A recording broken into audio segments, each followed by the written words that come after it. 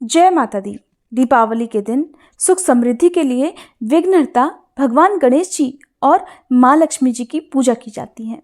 इस दिन घर में लक्ष्मी गणेश जी की नई मूर्ति की स्थापना करने के बाद ही पूजा की जाती है। ऐसे में लोग भगवान गणेश और लक्ष्मी जी की उन मूर्तियों को लेकर बहुत बड़ी गलती करते हैं, बहुत लापरवाही करते हैं, जो कि अब पुरानी हो गई हैं। पूरे साल भर जिन मूर्तियों की पूजा की है, अब उनका दीपावली के बाद क्या करना है, किस प्रकार से पुरानी मूर्तियों को विदा करना चाहिए। अगर ऐसा नहीं किया जाए तो वर्ष भर की गई पूजा का कोई भी शुभ फल प्राप्त नहीं होगा, बल्कि दुर्भाग्य भी आ सकता है। दीपावली के दिन पूजा करने से अपार धन संपत्ति, यश और प्रतिष्ठा की प्राप्ति होती है। लेकिन दीपावली की पूजा के बाद यदि दीपावली की सामग्री का विसर्जन ठीक से ना किया जाए तो ये सारी चीजें जीवन से दूर भी हो सकती हैं। इसलिए विसर्जन करते समय आपको कुछ बातों का विशेष ध्यान रखना चाहिए। शास्त्रों में कहा गया है कि जहां सुमति वहां संपत नाना, जहां कुमति वहां विपत निधाना। यानी जहां सद्बुद्धि है वहां पर सुख समृद्धि का भंडार भरा रहता है, और जहां पर दुर्बुद्धि है वहां पर हमेशा विघ्न और परेशानियां, विपत्तियां ही हमेशा अपना घर बनाए रखती हैं।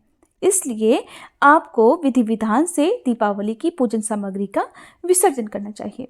दीपावली की पूजा तो आपने बहुत खुशियों से, बहुत धूमधाम से, श्रद्धा के साथ की होगी। तो अब बारी है दीपावली पूजन की विसर्जन की। पूजा में प्रयोग की गई जो भी पूजन सामग्री है, जैसे कि अक्षत, पान, सुपारी, इलायची, खील बताशे यदि आपके पास बच गए हों, मिट्टी के जो दीपक आपने जलाए हैं उनका अब आपको क्या करना है, भगवान गणेश जी और माँ लक्ष्मी जी को जो भी आपने पूजन सामग्री अर्पित की हुई है उसका अब आपको क्या करना है। अगर आपने कौड़ी, शंख, गोमती चक्र या फिर आपने कमल गट्टे माँ लक्ष्मी जी को अर्पित किए हुए हैं तो अब उनका क्या करना है। अगर आपने धन की पोटली बनाई है और अगर अभी तक आपने उसका इस्तेमाल नहीं किया है तो अब आपको क्या करना है। जल से भरा हुआ कलश यदि आपने चौकी पर रखा हुआ है तो अब उसका क्या करना है, कब और किस शुभ मुहूर्त में आपको विसर्जन करना चाहिए, और विसर्जन करने से पहले आपको किन मंत्रों का जाप करना चाहिए, किस प्रकार से देवी देवताओं का जो विसर्जन मंत्र है उसका आपको जाप करना है। ये सारी बातें आज के इस वीडियो में अब आपको बताएंगे। अगर आपको वीडियो अच्छी लगे तो लाइक जरूर कीजिएगा।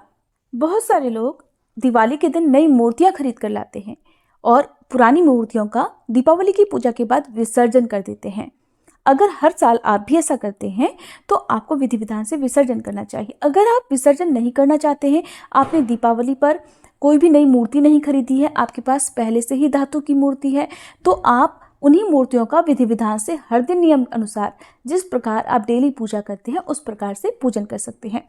चौकी पर से उठाकर वापस अपने मंदिर में आपने जहाँ पर भी मूर्तियाँ पहले से स्थापित की हुई थी वापस से उसी स्थान पर आपको मूर्तियाँ रखनी चाहिए। मूर्तियों का स्थान या दिशा बिल्कुल भी नहीं बदलनी चाहिए। ऐसा यदि आप करते हैं, दिशाएं बदल देते हैं बाद में, तो उससे घर में नेगेटिविटी आ जाती है।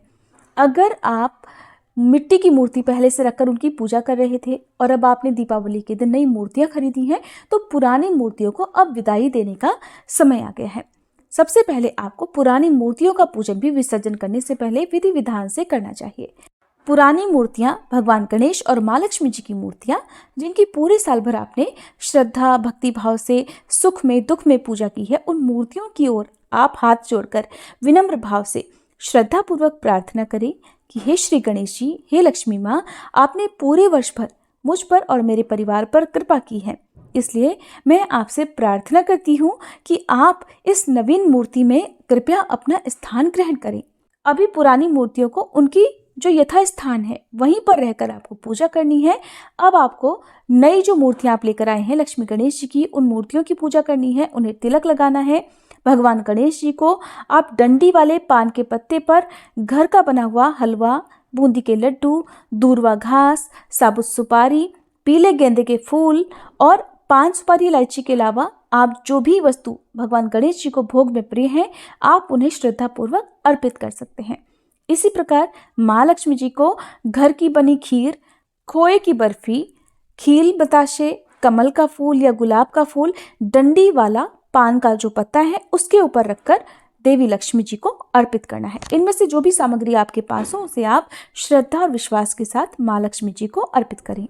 इसके बाद पुरानी मूर्तियों पर भी रोली तिलक लगाकर उन्हें पुष्प, मिठाई, खील बताशे अर्पित कर फिर गणेश जी और माँ लक्ष्मी जी की आप स्तुति करें, उनकी आरती उतारें। अब पुरानी मूर्तियों को हाथ जोड़कर प्रणाम करें और उसके बाद किसी बर्तन में उन मूर्तियों को आप रख दें। इन मूर्तियों को जल में प्रवाहित करना चाहिए।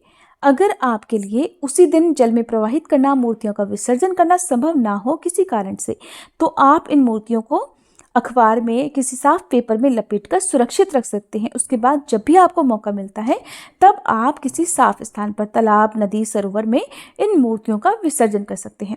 भूले से भी पुरानी मूर्तियों को अपने घर में इधर उधर ना रखें।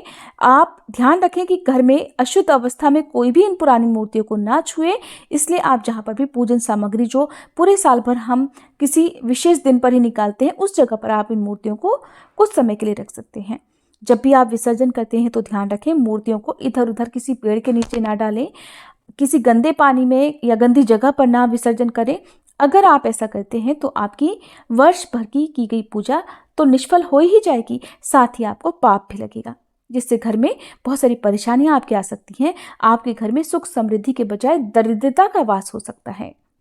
पुरानी मूर्तियों को आपने जैसे ही हटाया, उनके स्थान पर नई मूर्तियों को स्थापित कर दें, उन्हें हाथ जोड़कर प्रणाम करें। एक बात का यहाँ पर आपको ध्यान रखना है, आप चौकी पर रखी हुई किसी भी मूर्ति को आप कभी भी हटाते हैं वापस से, चाहे आपको मंदिर में रखना हो या विसर्जन के लिए लेकर जाना हो, डायरेक्ट मूर्ति को नहीं हटाया जाता है। पहले आप मूर्ति को थोड़ा सा उनके स्थान से हटा दीजिए, हिला दीजिए। उसके बाद उन्हें आपको अपनी जगह से हटाकर मंदिर में विराजित करना चाहिए।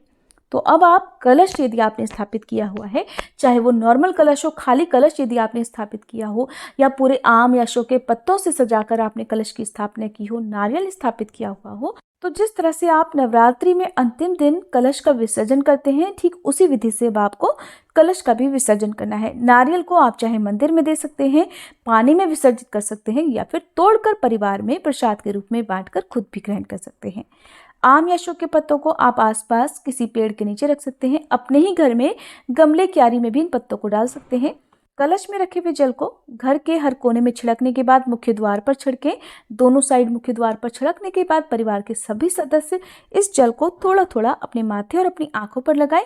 बाकी बचे हुए जल को आप किसी पौधे में अर्पित कर सकते हैं। भूले से भी जो पवित्र पौधे हैं, चाहे वो शमी का पौधा हो, तुलसी पौधा हो, वहाँ पर इस जल को अर्पित नहीं करना चाहिए, क्योंकि हम इस जल को पहले ही अपने देवी देवताओं को अर्पित कर चुके हैं।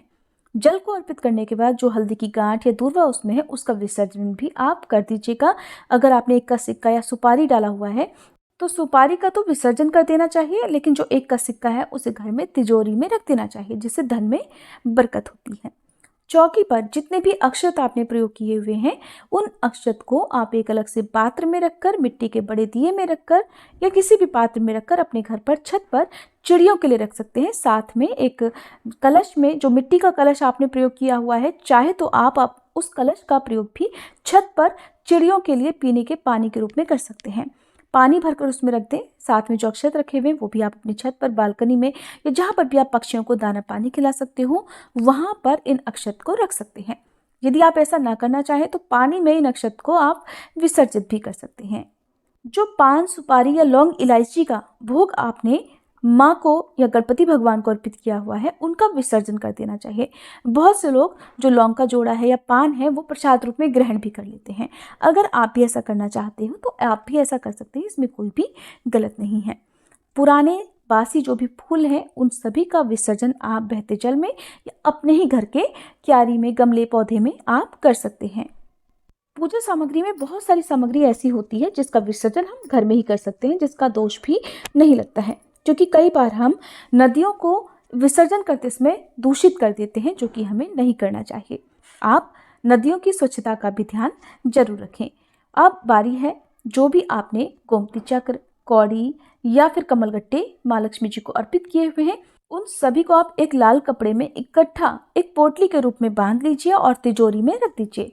और जब भी कोई खास दिन आते हैं, जैसे शुक्रवार का या एकादशी का दिन आता है, पूर्णिमा का दिन आता है, उन्हें वापस से तिजोरी में निकालकर आप माँ लक्ष्मी जी को अर्पित कर सकते हैं। वापस से फिर से इसी तरह पोटली बनाकर आप रख सकते हैं। आपको हर साल नई कौड़ियाँ, शंख या गोमती चक्र खरीदने की आवश्यकता नहीं होगी। आप इन्हीं का प्रयोग बार बार कर सकते हैं। ध्यान रखें, कौड़ियाँ या जो भी शंख, गोमती चक्र या कमलगट्टे हैं वो खराब नहीं होने चाहिए। अगर खराब हो जाते हैं तो आप उनका विसर्जन जरूर कर दें। बहुत से लोग दीपावली की रात को धन की पोटली बनाते हैं ताकि पूरे वर्ष भर हमारे जो खर्चे हैं उसमें कमी रहे, घर में खूब बरकत हो और हमारे घर में आर्थिक समस्याएं कभी ना आए। तो इसके लिए यदि आपने धन की पोटली बनाई है और आप रखना भूल गए हो तो आप विसर्जन करने से पहले माँ लक्ष्मी जी को प्रणाम कर भूल चूक जो भी आपने की है उसके लिए क्षमा याचना करके वापस से इस पोटली को आप अपने घर में तिजोरी में या जहाँ पर भी आप अपने रुपए रखते हो वहाँ पर आप रख सकते हैं। मन में विश्वास जरूर रखें कि आप जिस भी सामग्री को तिजोरी में रख रहे हैं उसका शुभ फल आपको जरूर प्राप्त होगा। अगर हम पॉजिटिव होकर कोई उपाय करते हैं, सकारात्मक सोच के साथ कोई उपाय करते हैं तो वो जरूर फलित होता है। मिट्टी के जो भी पुराने दीपक हैं बहुत से लोग उन सभी का विसर्जन कर देते हैं दीपावली के अगले दिन जब विसर्जन कर रहे होते हैं, या बहुत से लोग भाई दूज के दिन विसर्जन कर रहे होते हैं, उस समय मिट्टी के सभी दीपकों का विसर्जन कर देते हैं। आप भी चाहें तो सभी दीपकों का विसर्जन कर सकते हैं। आप अपने लिए 5 या 7 मिट्टी के पुराने दीपक रख सकते हैं। जैसे कि कई बार हमें मिट्टी के पुराने दीपकों की आवश्यकता होती है, जैसे हम यम दीपक जलाते हैं तो मिट्टी का पुराना ही दीपक हमें चाहिए होता है। तो इस प्रकार से पूजा करने के लिए आप उन दीपकों में से थोड़े से दीपक अपने लिए रखकर बाकी का विसर्जन कर सकते हैं। इन दीपकों को आप कभी भी इधर उधर ना फेंकें। हो सके तो घर में ही या आसपास किसी पवित्र वृक्ष के नीचे आप गड्ढा खोदकर मिट्टी में दबा दें, या फिर जहाँ पेड़ के नीचे भी आप रख रहे हैं वहाँ पर कूड़ा करकट का ढेर ना हो, किसी के पैरों में ये दीपक ना आए। अगर आपने माँ लक्ष्मी जी, भगवान गणेश जी का कोई पोस्टर आपने दीवार पर लगाया है पूजा करने के लिए, तो आप उनको हटाकर वापस से अगले साल में इसी पोस्टर का प्रयोग भी कर सकते हैं। हर साल आपको बार बार पोस्टर खरीदने की भी आवश्यकता नहीं। लेकिन ध्यान रखें, अगर पोस्टर कहीं से, तस्वीर कहीं से फट गई है, पुरानी खराब हो गई है, तो उसका विसर्जन आपको कर देना चाहिए। खंडित अवस्था में ना तो मूर्ति हो या खराब अवस्था में चाहे वो तस्वीरें हो, उनका पूजन नहीं किया जाता है। अगर आप ऐसी गलती करते हैं तो उसका भी आपको दुष्प्रभाव देखने को मिलेगा। मूर्तियों का विसर्जन करते समय इस मंत्र का जाप करें। ओम गच्छ गच्छ सुर श्रेष्ठ स्वस्थाने परमेश्वरः यत्र ब्रह्मादयो देवा तत्र गच्छ हुताशना। भगवान गणेश और देवी लक्ष्मी जी की मूर्तियों को आप इसी मंत्र के साथ में विदाई दें। आप विदाई देते समय उन्हें जो भी माला आपने अर्पित की हुई है, फूल माला अर्पित की हुई है, उन माला के साथ ही उन्हें विसर्जित करना चाहिए। सबसे अंत में चौकी हटाई जाती है। चौकी आप अगले बार फिर से पूजा में प्रयोग कर सकते हैं। जो वस्त्र है चौकी के ऊपर आपने बिछाया हुआ है उसे आप धुलकर अगली पूजा में फिर से यूज कर सकते हैं। दीपावली के ठीक अगले दिन घर का दरिद्र निकाला जाता है। एक परंपरा के अनुसार सूप को लकड़ी से पीटते हुए घर से बाहर निकाला जाता है। माँ लक्ष्मी जी की पूजा करने के बाद अगले दिन सुबह ब्रह्म मुहूर्त में इस परंपरा को निभाया जाता है। इस परंपरा के अनुसार जो घर की महिलाएं होती हैं वो पुराने सूप यानी छाछ, जिससे हम सूप में कोई भी दाल वगैरह फटकते हैं, उस सूप को एक लकड़ी से पीटते हुए घर से बाहर ले जाते हैं। उससे पहले इस सूप को लकड़ी के साथ ही पीटते हुए घर के सभी कोनों में घुमाया जाता है। सूप को लकड़ी से पीटते समय कहा जाता है दरिद्र बाहर हो और लक्ष्मी जी अंदर हो। लगातार इस वाक्य को दोहराते रहते हैं और इस प्रकार से सूप को बाहर किसी चौराहे पर ले जाकर जला दिया जाता है।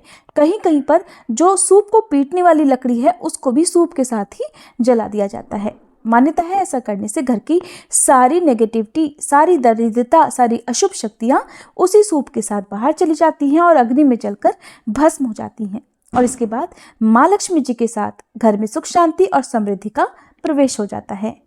दीपावली विसर्जन का जो समय है जिसमें आप दरिद्र घर से बाहर निकाल सकते हैं वो समय है 13 नवंबर सोमवार को सुबह 3 बजे से 4:20 तक।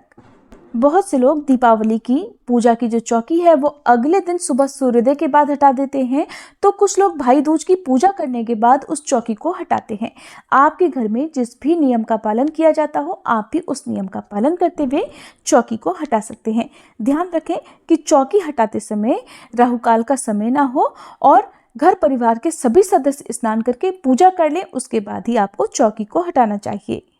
अगर आप गोवर्धन पूजा के दिन या फिर भाई दूज के दिन रहने वाले शुभ और अशुभ मुहूर्तों के बारे में जानना चाहते हो तो इसकी वीडियो हमारे चैनल पर आपको अलग से मिल जाएगी। आप उस वीडियो को जरूर देखिएगा। जानकारी अगर अच्छी लगी हो तो वीडियो को लाइक करना मत भूलिएगा।